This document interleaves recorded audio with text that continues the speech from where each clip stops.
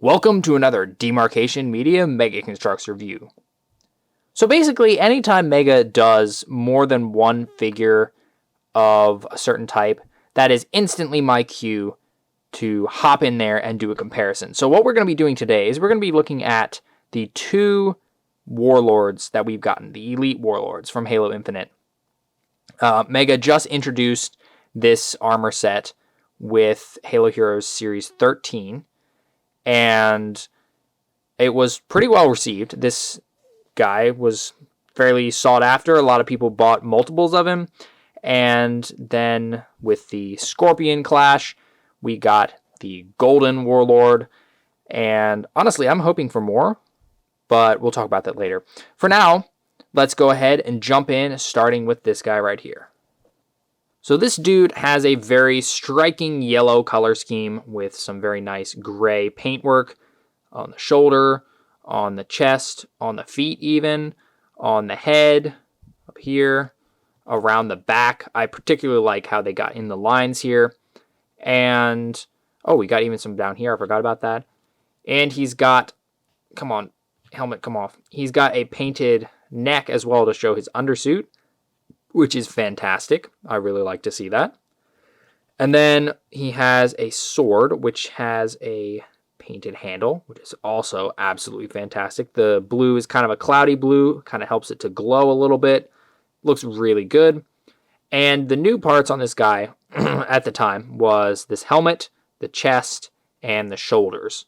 Those kind of were what made this guy new and unique. The feet had been used on the Ultras before. The lower arms, obviously, are just elite lower arms. And the legs, for the most part, are just elite legs. So that's pretty cool. It was just a really refreshing change of pace to get this guy. And Mega did a great job. He looks fantastic. And since he's an elite, obviously you don't have to have him be, on the banished side. There's nothing about him that specifically says banished, which is great. So overall, really just a solid figure, and I think he was a great addition to the lineup for the Halo Heroes. Yeah, even though that was a shorter, little, kind of the mini Halo Heroes line. That was the wave that started the short lines, and the slots suddenly became a lot more valuable since we didn't have 6 or 8, we only had 5. But I think this guy was a worthy use of that limited slot.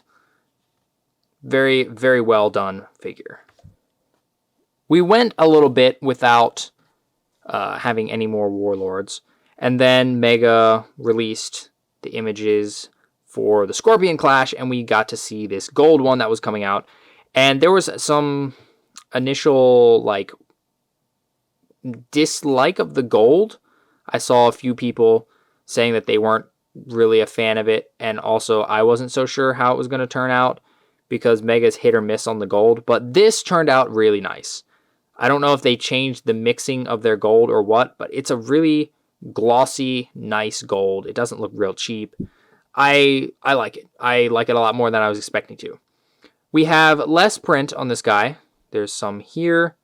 There's, I guess, the same amount on the head. We got the shoulder print. We got the footprint. None of the print around the back, unfortunately, but we do have the print on the back of the feet, which is nice.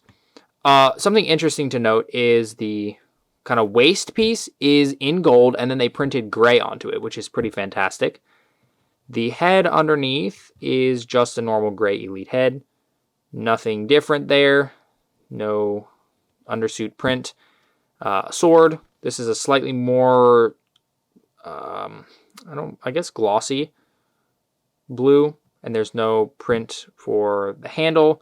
And he also has the new hands, which, by the way, I thought this whole time that these were the Fallen hands from the Destiny line reused. I believe I've even said that a couple times in the reviews when these first came out.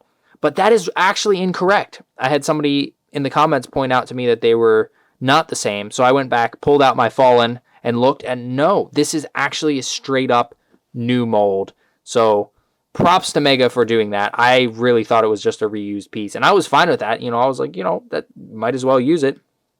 But no, It's an entirely new piece, and I am quite happy that they went out of their way to do that.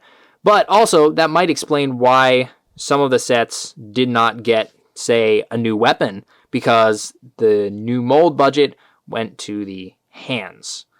So that might clear up a few things.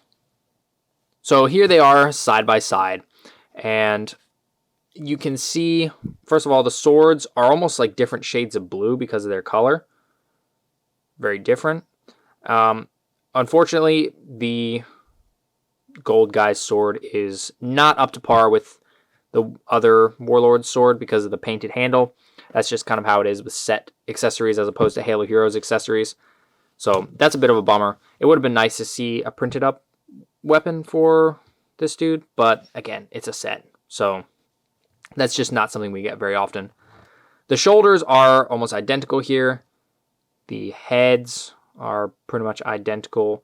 In fact, actually the print on the yellow guy is a little bit bulkier than the print on the gold guy. So it's interesting. I guess they just kind of improved their ability to print on there. I will say, though, the gray print for this on the front horn is much better on the yellow dude. And then around the back, Halo Heroes obviously wins out here. There's just no contest. Look at all that detail. I do really like how they added more detail by making the legs gold and also the waist gold. That kind of just adds an extra armored look.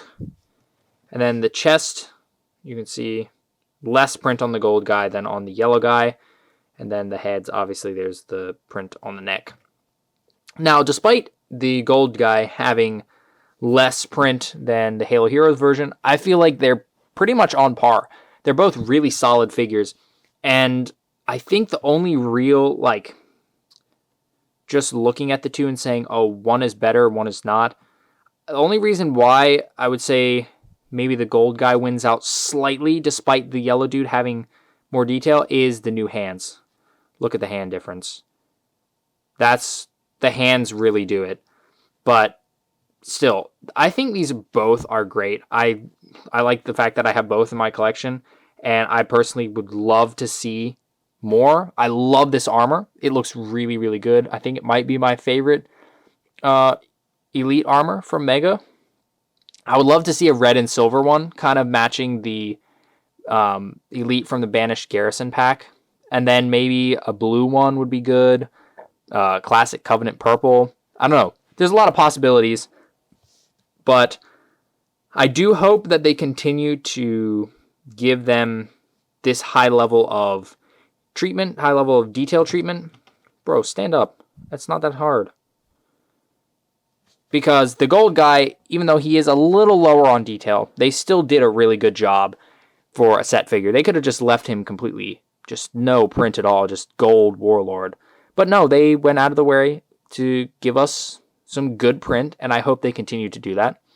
I would very much like them to not ever put him in a blind bag. That would not be great, because then we would be guaranteed to get less detail. And I think that this guy looks best when he has, the head print in particular, but the shoulders as well. So I would love to see more in the future. A red one I feel like needs to be next because Banished. But I'll honestly take whatever color Mega decides to churn out next. But ideally, it would not be another shade of yellow because, let's face it, this gold is basically just a shade of yellow. Very good figures, both of them. Highly recommend you pick one up, or if you have the chance to get both of them because they look fantastic side by side. Thanks so much for watching. If you enjoyed this video, please leave a like and consider subscribing, and I'll see you next time.